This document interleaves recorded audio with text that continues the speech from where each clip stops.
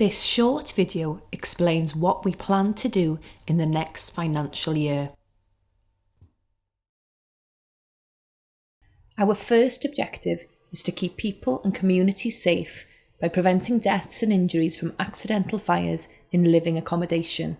This is one of our main priorities for the financial year in 2016 to 2017, to keep people safe from fire in their homes.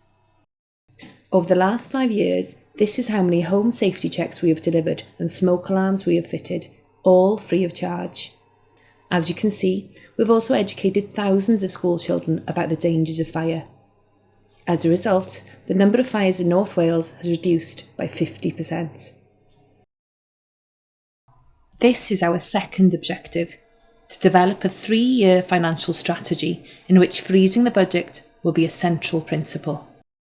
Over the last 5 years, we have made savings of over £3 million, 10% of our funding, in order to be able to freeze our budget in the region of £32 million.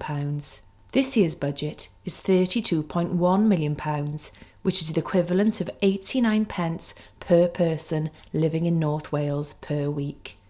This graph shows how much our budget could have been to cover increased pay and price inflation.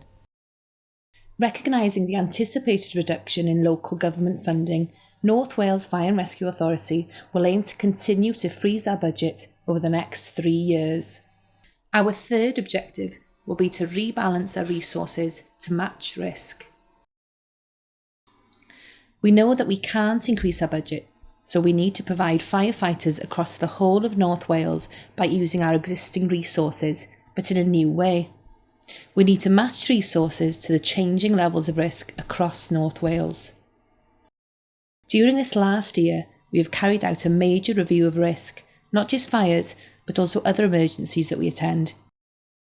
When we assessed relative risk across North Wales, our review showed that there are areas of relatively high risk spread across the whole of North Wales. This means that we need to have firefighters based across the whole of the region. Firefighting cannot be delivered from one centralised station. But that risk is not at the same level at different times of day. We know that the likelihood of having a fire increases during the late afternoon and into the evening, and the risk of dying from a fire is greater during the night. So, we need most of our stations to be available during the evening and night. Conversely, we need fewer stations to be available during the day, because that is when the level of risk is relatively lower. So at the moment, we have 44 stations.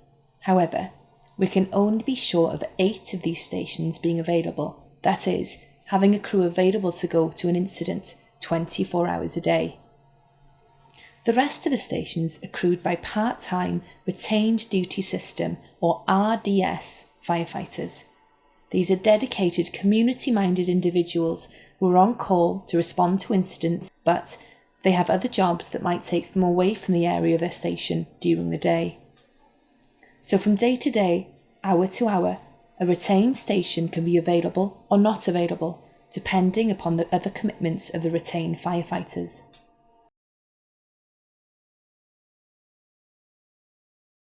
There needs to be more certainty.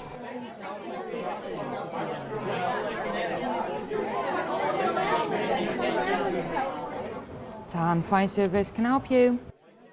So we will work with our on-call stations to ensure that we provide 20 available stations across the whole of North Wales during periods of relatively low risk and 38 stations during periods of relatively high risk.